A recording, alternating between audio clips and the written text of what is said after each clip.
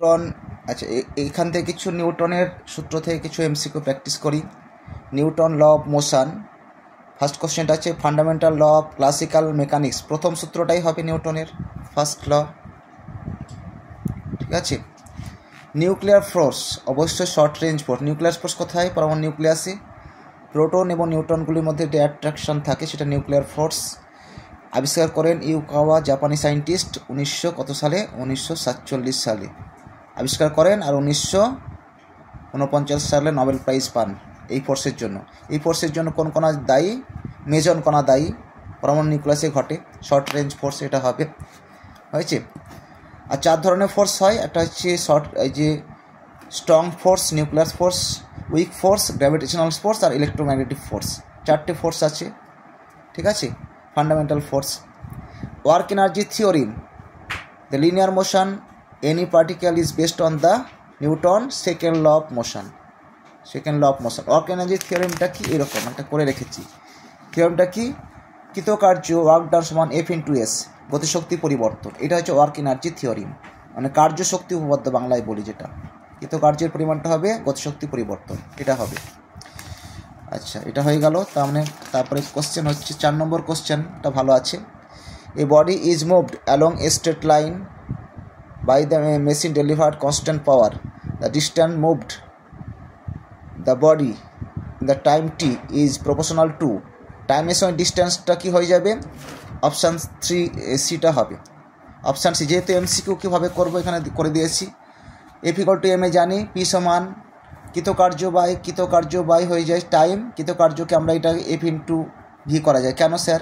W সমান হয়ে যায় কৃতকার্য সমান বল ইন্টু সরণ। ডাব্লিউ মানে কি? M V by T into S করতে পারি। এম ভি বাই টি মানে কি? ভি বাই টি মানে কি? ত্বরণ বলতে পারি। এই টিটাকে এখানে যদি ভাগ করে দিই তাহলে কি ভি, তাহলে হচ্ছে কত হবে?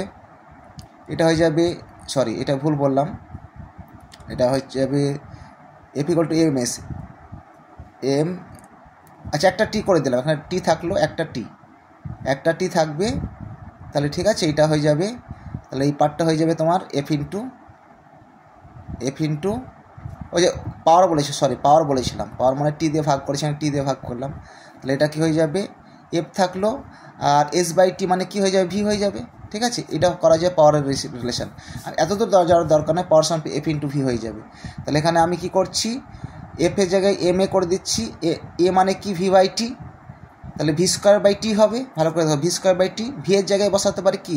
এস বাই টি, তাহলে s square by t square, তাহলে কত? S square by t square into t মানে কত? টি কিউ হয়ে যাবে। পি কনস্ট্যান্ট বলেছি, পি কনস্ট্যান্ট, তাহলে নিয়ে গেলে কত হবে? S varies as t cube, s varies as to to the power 3/2, এটা উত্তর হবে অপশান, হয়েছে।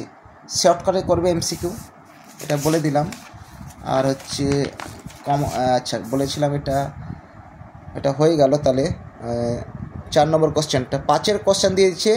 ওয়েন এ হ্যাঙ্গিং, এটা ভালো question, hanging carpet is bit with the stick, মানে একটা ঝোলানো একটা কার্পেটকে যদি আমি স্টিক দিয়ে আঘাত করি, ডাস্টগুলো বেরিয়ে যায়, কামিং আউট ফ্রম ইট, মানে the phenomena is example of. অবশ্যই নিউটনের প্রথম সূত্র, মানে স্থির বস্তু চিরকাল স্থির অবস্থায় থাকে।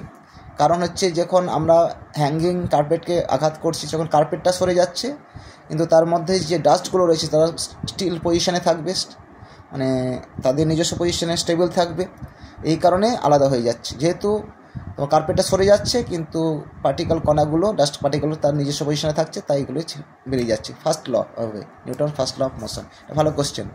6 নম্বর, the particle is situated as a circumference, মানে হচ্ছে পরিধিতে একটা পয়েন্টে আছে। দ্য হুইল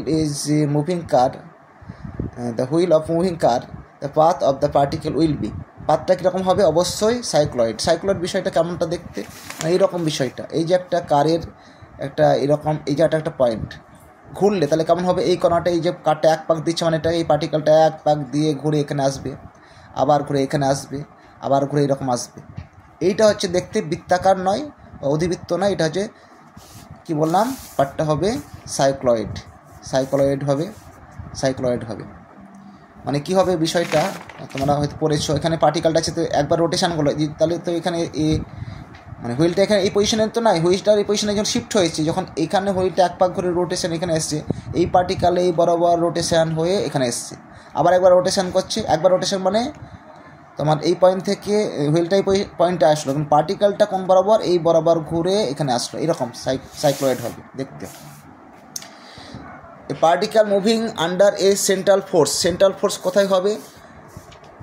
আমাদের পৃথিবী, তারপরে হচ্ছে গ্রহগুলির সেন্ট্রাল ফোর্স হবে অবশ্যই স্পেসে হবে, স্পেসে হবে, এটা অ্যান্সার হবে স্পেস। হয়েছে? এইরকমভাবে কিছু প্র্যাকটিস করাবো, নতুন আনকমন কোশ্চেনগুলো থাকবে, আশা করি অনেকগুলোই পাবে কোশ্চেন, সেভাবে কোশ্চেনগুলো করাবো। তাহলে অপশান 7টা হয়ে গেল, যতটা পারি তোমাদের করানো হবে প্রিপারেশান।